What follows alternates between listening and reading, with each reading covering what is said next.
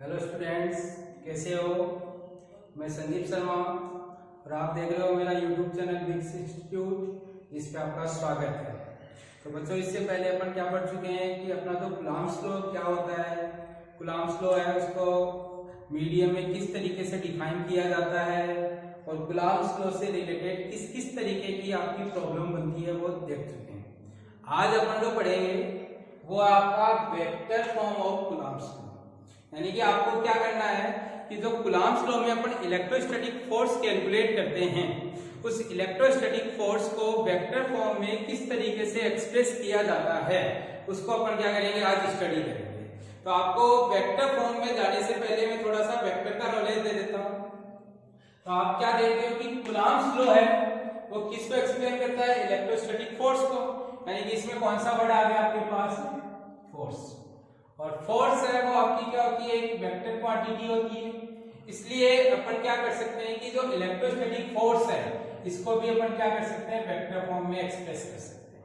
तो आप 11वीं क्लास में पढ़ के आए हो कि किसी भी वेक्टर को अगर एक्सप्रेस करना है तो वेक्टर इज इक्वल टू होता है magnitude of vector into unit vector. यानी किसी भी वेक्टर को अपन दो क्वांटिटी की हेल्प से एक्सप्रेस कर सकते हैं। एक अपन को उसका मैग्नीट्यूड चाहिए और दूसरा क्या चाहिए, आपका यूनिट वेक्टर चाहिए। अब आपका यहाँ पे जो यूनिट वेक्टर है वो क्या काम करता है कि किसी भी वेक्टर क्वांटिटी की डायरेक्शन को अगर अपन को क्या करना हो, एक्सप्रेस करना हो, तो उसके लिए अपन किसका यूज देते हैं, आपका यूनिट वेक्टर का यूज देते हैं। तो आपको ध्यान रखना है कि सर ये यूनिट वेक्टर का क्या काम है। तो यूनिट वेक्टर का काम होता है किसी भी वेक्टर क्वांटिटी की डायरेक्शन को एक्सप्रेस करने के लिए अपन किसका यूज देते हैं, यूनिट वेक्टर का। और किसी भी यूनिट वेक्टर को निकालना हो तो आपका ये फॉर्मूला है वेक्टर अपॉन में मैग्नीट्यूड ऑफ वेक्टर। यानी कि अगर आप वेक्टर को मैग्नीट्यूड ऑफ वेक्टर से अगर डिवाइड कर दोगे तो आपके पास क्या आ जाएगा, यूनिट वेक्टर आ जाएगा। तो इस रिलेशन के बेसिस पे फोर्स को अपन इस तरीके से लिख सकते हैं कि force is equal to magnitude of force और unit vector of force. Unit vector of force का मीनिंग क्या हो जाएगा आपके पास कि ये जो एफ कैप है वो क्या करेगा, आपकी डायरेक्शन ऑफ फोर्स रिप्रेजेंट करने का काम करेगा। यानी आप अगर ये पूछना चाहो कि सर ये एफ कैप क्या एक्सप्रेस करता है, तो एफ कैप का मीनिंग क्या एक्सप्रेस होगी, आपकी डायरेक्शन एक्सप्रेस होगी।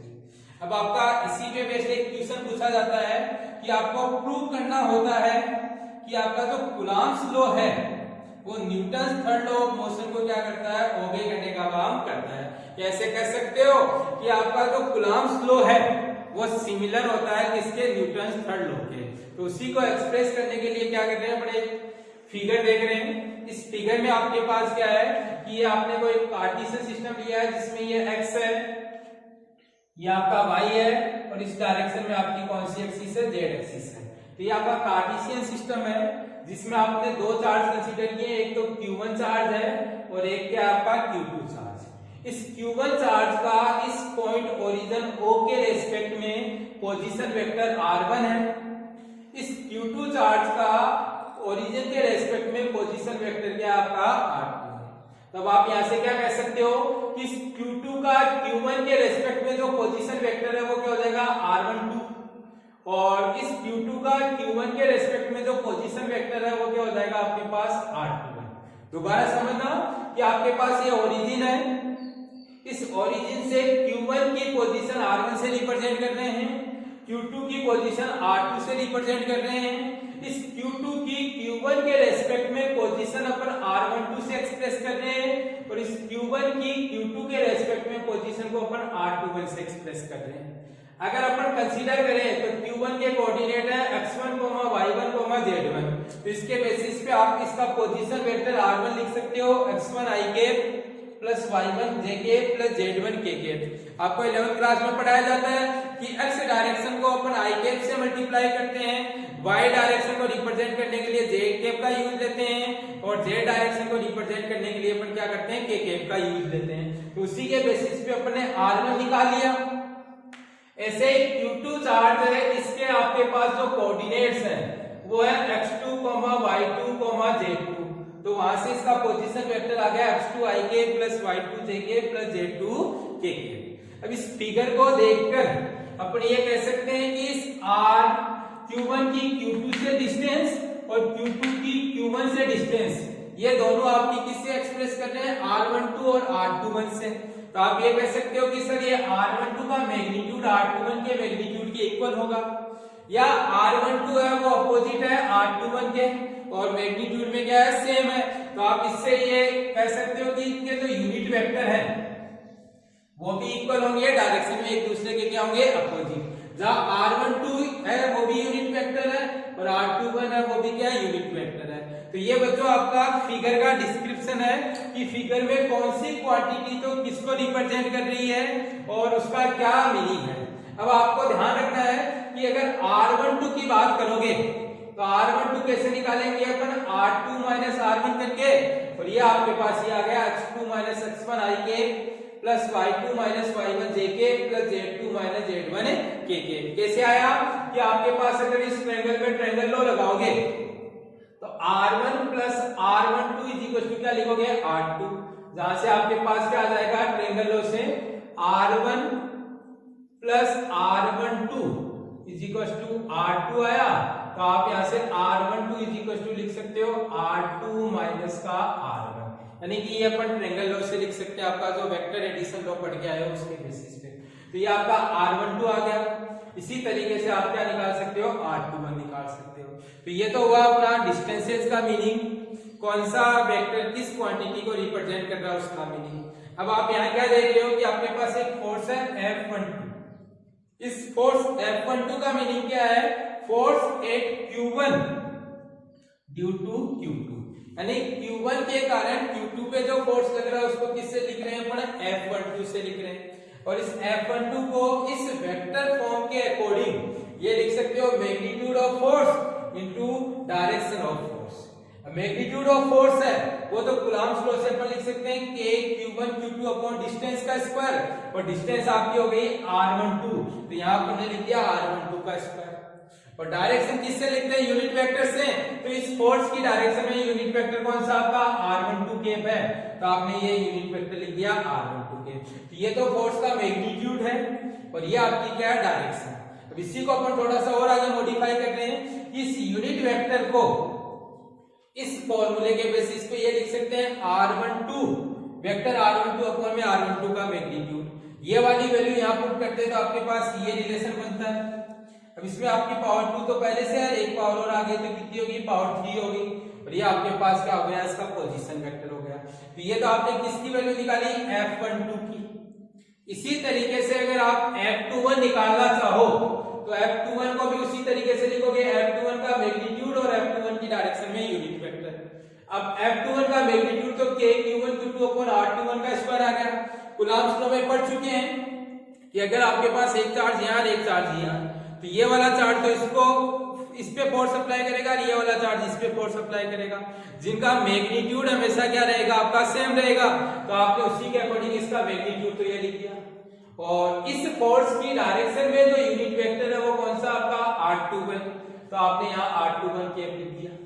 इसी को आपने आगे मॉडिफाई करके आप क्या कर सकते हो, इसके अकॉर्डिंग ऐसे लिख सकते हो आपके पास।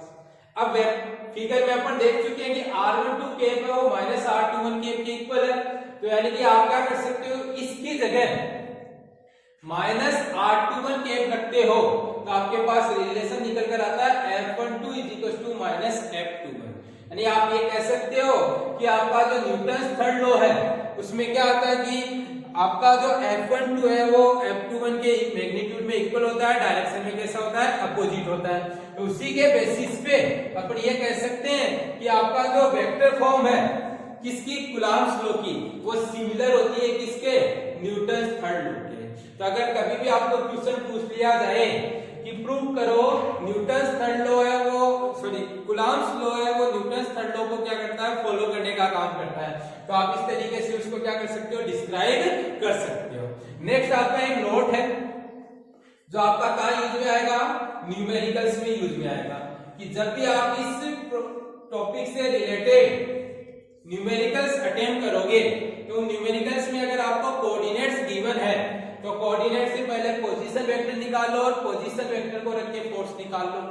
या आपको अगर कोऑर्डिनेट्स की फॉर्म में यूज में नहीं लेना चाहो तो अभी अपन ने पढ़ा कि F12 k q1 q2 upon r12 का स्क्वायर r12 कैप, ये रहा आपका ये रिलेशन। अब मैंने इस r12 कैप को इस फॉर्मूले के अकॉर्डिंग पुट किया तो आपके पास ये रिलेशन बन गया। और इस रिलेशन में r12 को अगर r2 माइनस r1 लिखें तो आपके पास ये वाला रिलेशन बन गया। अब आप इस फॉर्मूले में r1 तो ये पुट कर सकते हो x1 i k plus y1 j k plus z1 k के, r2 को पुट कर सकते हो x2 i k plus y2 j k plus z2 k के। और किसी भी वेक्टर का मैग्नीट्यूड निकालना है तो आपको फॉर्मूला पढ़ाया गया है 11th क्लास में कि i कैप के कोएफिशिएंट का स्क्वायर प्लस j कैप के कोएफिशिएंट का स्क्वायर प्लस k कैप के कोएफिशिएंट के स्क्वायर का अंडर रूट करेंगे तो अपने पास किसकी वैल्यू आ जाएगी, मैग्नीट्यूड की वैल्यू आ जाएगी। तो ये आपके पास क्या आ गया, मैग्नीट्यूड आ गया। कई बार क्वेश्चन में आपको फोर्स अब कंपोनेंट्स की फॉर्म में भी पूछ लेते हैं। कंपोनेंट्स की फॉर्म का मीनिंग x डायरेक्शन का फोर्स, y डायरेक्शन का फोर्स, z डायरेक्शन का फोर्स। तो जब आप इसको सोल्व करोगे तो इसमें आपको क्या मिलेंगे, 3 कंपोनेंट्स आएंगे।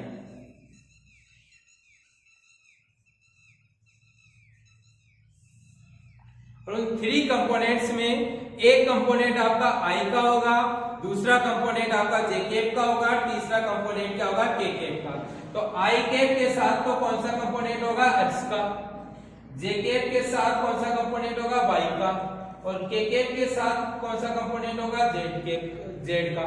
अगर आप इससे भी नहीं करना चाहो तो आपके पास ये फॉर्मूला हो गया जिसमें आप डायरेक्ट क्या कर सकते हो, कोऑर्डिनेट पुट करके x निकाल सकते हो। x की जगह अगर y रखोगे तो y आ जाएगा और x की जगह अगर z रखोगे तो आपके पास क्या आ जाएगा, z आ जाएगा। इस पे बेस्ड एक क्वेश्चन करेंगे, उस क्वेश्चन से आपको एक्सप्लेन हो जाएगा कि किस तरीके से ये वाला फॉर्मूला है वो अपने क्या करेगा, हेल्प करेगा। तो देखो स्टूडेंट, अपन अभी ये जो आपका फॉर्मूला देखा है इसी पे बेस्ड अपन एक प्रैक्टिस प्रॉब्लम कर रहे हैं जिसमें आपको एक क्वेश्चन गिवन है कि 2 point charges 3 microgram and 6 microgram are placed at point A and B, then find the components of force applied by 3 microgram charge at 6 microgram। अपन को गिवन है कि सारी डिस्टेंस है वो किसमें गिवन है, सेंटीमीटर में। तो आपको क्वेश्चन अटेंड करते टाइम पे ध्यान रखना कि आपको क्वेश्चन में कौन सा सिस्टम ऑफ यूनिट गिवन है, ध्यान रखना। और जब भी किसी न्यूमेरिकल प्रॉब्लम को अटेंड करो तो आपको हमेशा क्या करना है कि हर न्यूमेरिकल प्रॉब्लम को ऐसा ही यूनिट में क्या करना है, सॉल्व करना है आपके पास। तो अब अपन क्वेश्चन के अकॉर्डिंग देखें तो अपन को Q1 गिवन है 3 माइक्रोग्राम। अब माइक्रो वर्ड का मीनिंग पढ़ा है मैंने, माइक्रो का मीनिंग कितने से मल्टीप्लाई करते हैं, 10 की पावर -6 से। तो यहाँ माइक्रो को हटाने के लिए अपन ने 10 की पावर -6 से मल्टीप्लाई किया। तो Q1 तो हो गया 3 × 10 की पावर -6। ऐसे ही Q2 है वो 6 माइक्रोग्राम है जिसको अपन 6 × 10 की पावर -6 कूलम लिख सकते हैं। R1 और R2 है वो अपन पढ़े हैं अभी टॉपिक में कि R1 को x1 i k plus y1 j k plus z1 k के, और R2 को x2 i k plus y2 j k plus z2 k के अकॉर्डिंग अगर अपन इसको x1 x1 y1 और z1 माने, इसको x2 y2 और z2 माने, तो ये तो आपके पास R1 हो गया और ये आपके पास क्या हो गया, R2। डिस्टेंस सेंटीमीटर में गिवन है इसलिए अपन ने यहाँ क्या लिख दिया, सेंटीमीटर। अब अभी अपने पास कूलम्ब्स लॉ का ये वेक्टर रिप्रेजेंटेशन देखा तो अपने पास ये फोर्स निकालने का फॉर्मूला आपके पास कि अगर फर्स्ट के कारण सेकंड पे फोर्स निकाले तो अपन इस तरीके से क्या कर सकते हैं, फाइंड आउट कर सकते हैं। तो इस फॉर्मूले का अगर यूज लें तो ये अपन ने फॉर्मूला लिख दिया। अब इस फॉर्मूले में आपको क्या चाहिए, एक तो R2 माइनस R1 चाहिए जिसका मैग्नीट्यूड चाहिए, एक R2 माइनस R1 वेक्टर चाहिए। तो अपन ने क्या किया, R12 निकालने के लिए R2 माइनस R1 किया, R2 की वैल्यू रखी, R1 की वैल्यू रखी, तो आपके पास ये आ गया। ये सेंटीमीटर में था, इसको मीटर में कन्वर्ट करने के लिए मैंने 10 की पावर -2 से क्या कर दिया, मल्टीप्लाई कर दिया। अब अगर मैं इसका मैग्नीट्यूड निकालना चाहूं तो इसका मैग्नीट्यूड निकालने का फॉर्मूला आप पढ़ा है मैंने कि i के कोएफिशिएंट का स्क्वायर प्लस j के कोएफिशिएंट का स्क्वायर प्लस k के कोएफिशिएंट के स्क्वायर का अंडर रूट। तो i का कोएफिशिएंट 0 है तो 0 का स्क्वायर, यहाँ 3 है तो 3 का स्क्वायर, और यहाँ 4 है तो 4 का स्क्वायर। सोल्व किया तो 25 का अंडर रूट, इसको 5 और अपनी क्या है सेंटीमीटर है तो अपन ने सेंटीमीटर लिख दिया। इसको मीटर में कन्वर्ट किया तो कितने से मल्टीप्लाई कर दिया, 10 की पावर -2 से मल्टीप्लाई कर दिया। अब अपने पास इस फॉर्मूले में जो भी वैल्यू चाहिए वो सब आ गई, ये सारी वैल्यू रखी तो k की जगह तो आप 9 × 10 की पावर 9 रख सकते हो। q1 की ये वैल्यू है और q2 की ये वैल्यू है। r12 की वैल्यू आपके पास ये आई और r2 - r1 है आपके पास ये आया। अब इन सब की वैल्यू पुट करके सोल्व किया तो आपके पास क्या हो गया कि ये 9 × 3 × 6 आपके पास यहाँ 3 और आएगा आपका, तो यहाँ से 9 × 3 × 6 करेंगे तो ये आपके पास 3 × 9 × 6 हो गया।